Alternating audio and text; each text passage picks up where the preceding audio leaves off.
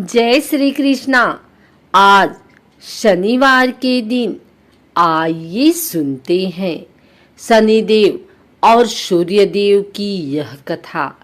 धर्म ग्रंथों के अनुसार सूर्य की द्वितीय पत्नी के गर्भ से शनिदेव का जन्म हुआ। जब शनिदेव छाया के गर्भ में थे तब छाया भगवान शंकर की भक्ति में इतनी ध्यान मग्न थी कि उसने अपने खाने पीने तक शुद्ध नहीं थी, जिसका प्रभाव उसके पुत्र पर पड़ा और उसका वर्ण श्याम हो गया। शनि की श्याम वर्ण को देखकर सूर्य ने अपनी पत्नी छाया पर आरोप लगाया कि शनि मेरा पुत्र नहीं है।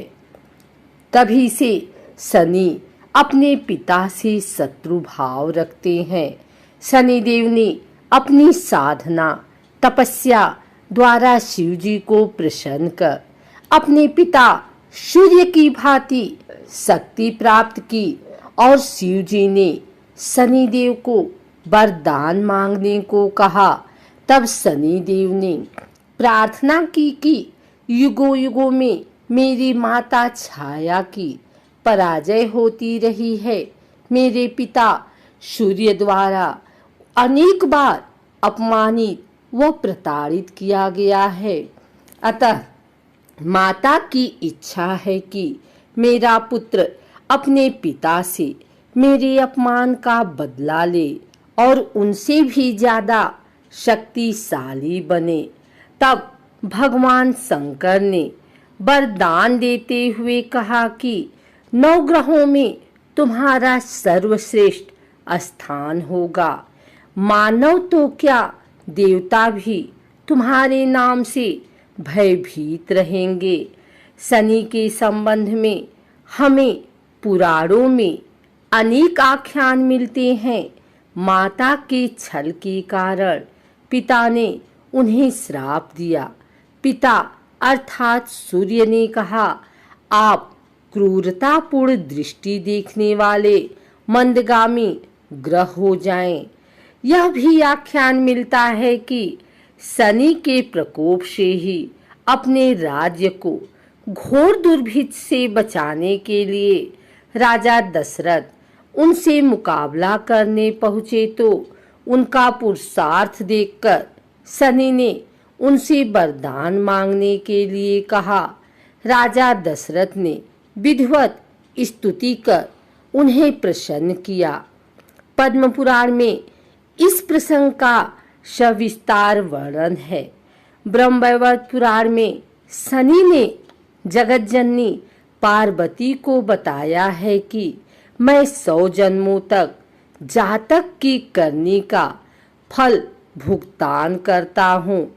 एक बार जब विष्णु प्रिया लक्ष्मी ने शनि से पूछा कि तुम क्यों जातकों को धन हानि करते हो, क्यों सभी तुम्हारे प्रभाव से प्रताड़ित रहते हैं, तो शनि महाराज ने उत्तर दिया, मातेश्वरी, उसमें मेरा कोई दोष नहीं है। परमपिता परमात्मा ने मुझे तीनों लोकों का न्यायाधीश नियुक्त किया हुआ है, इसलिए जो भी तीनों लोकों के अंदर अन्याय करता है उसे दंड देना मेरा काम है। एक आख्यान और मिलता है कि किस प्रकार से ऋषि अगस्त ने जब शनि देव से प्रार्थना की थी तो उन्होंने राक्षसों से उनको मुक्ति दिलवाई थी। जिस किसी ने भी अन्याय किया उनको ही उन्होंने दंड दिया, चाहे वह भगवान शिव की अर्धांगिनी सती रही हों, जिन्होंने सीता का रूप रखने के बाद बाबा भोलेनाथ से झूठ बोलकर अपनी सफाई दी और परिणाम में उनको अपने ही पिता की यज्ञ में हवन कुंड में जलकर मरने के लिए शनि देव ने विवश कर दिया। अथवा राजा हरिश्चंद्र रहे हों, जिनके दान देने के अभिमान के कारण सप्तनिक बाजार में बिकना पड़ा और शमशान की रखवाली तक करनी पड़ी। यह राजा नल और दमयंती को ही ले लीजिए, जिनके तुच्छ पापों की सजा के लिए उन्हें दर दर का होकर भटकना पड़ा और भुनी हुई मछलियां तक पानी में तैरकर भाग गई। फिर साधारण मनुष्य के द्वारा जो भी मनसा वाचा कर्मणा पाप कर दिया जाता है, वह चाहे जाने में किया जाए या अनजाने में, उसे भुगतना तो पड़ेगा ही। एक और कथा के अनुसार रामायण काल में एक समय शनि को अपने बल और पराक्रम पर घमंड हो गया था। उस काल में हनुमान जी के बल और पराक्रम की कीर्ति चारों दिशाओं में फैली हुई थी। जब शनि को हनुमान जी के संबंध में जानकारी प्राप्त हुई तो शनि बजरंगबली से युद्ध करने के लिए निकल पड़े। एक शांत स्थान पर हनुमान जी अपने स्वामी श्री राम की भक्ति में लीन बैठे थे। तभी वहां शनि देव आ गए और उन्होंने बजरंगबली को युद्ध के लिए ललकारा। युद्ध की ललकार सुनकर हनुमान जी शनि देव को समझाने का प्रयास किए, लेकिन शनि देव नहीं माने और युद्ध के लिए आमंत्रित करने लगे। अंत में हनुमान जी भी युद्ध के लिए तैयार हो गए। दोनों के बीच घमासान युद्ध हुआ। हनुमान जी ने शनि को बुरी तरह परास्त कर दिया। युद्ध में हनुमान जी द्वारा किए गए प्रहारों से शनि देव के पूरे शरीर में भयंकर पीड़ा हो रही थी। इस पीड़ा को दूर करने के लिए हनुमान जी ने शनि देव को तेल दिया। इस तेल को लगाते ही शनि देव की समस्त पीड़ा दूर हो गई। तभी से शनि देव को तेल अर्पित करने की परंपरा है। उनके जीवन की समस्त परेशानियां दूर हो जाती है और धन अभाव खत्म हो जाता है।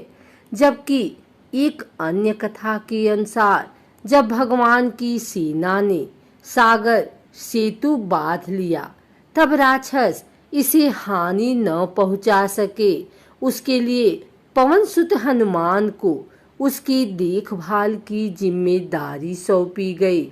जब हनुमान जी शाम के समय अपने इष्ट देव राम के ध्यान में मग्न थे, तभी सूर्यपुत्र शनि ने अपना काला कुरूप चेहरा बनाकर क्रोधपूर्ण कहा, हे बानर, मैं देवताओं में शक्तिशाली शनि हूँ। सुना है तुम बहुत बलशाली हो। आंखें खोलो और मेरे साथ युद्ध करो। मैं तुमसे युद्ध करना चाहता हूँ। इस पर हनुमान ने विनम्रता पूर्वक कहा, इस समय मैं अपने प्रभु को याद कर रहा हूँ। आप मेरी पूजा में विघ्न मत डालिए। आप मेरे आदरणीय हैं। कृपा करके आप यहाँ से चले जाइए। जब शनिदेव लड़ने पर उतर आए तो हनुमान जी ने अपनी पूंछ में लपेटना शुरू कर दिया। फिर उन्हें कसना प्रारंभ कर दिया और जोर लगाने पर भी शनि उस बंधन से मुक्त न होकर पीड़ा से व्याकुल होने लगे।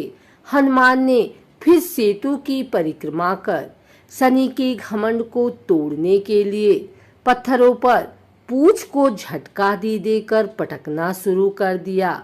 इससे शनि का शरीर लहूलुहान हो गया, जिससे उनकी पीड़ा बढ़ती गई।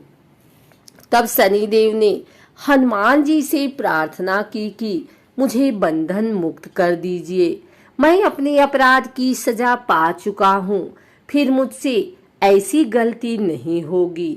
तब हनुमान जी ने जो तेल दिया उसे घाव पर लगाते ही शनिदेव की पीड़ा मिट गई। उसी दिन से शनि देव को तेल चढ़ाया जाता है, जिससे उनकी पीड़ा शांत हो जाती है और वे प्रसन्न हो जाते हैं। हनुमान जी की कृपा से शनि की पीड़ा शांत हुई थी। इसी वजह से आज भी शनि हनुमान जी के भक्तों पर विशेष कृपा बनाए रखते हैं।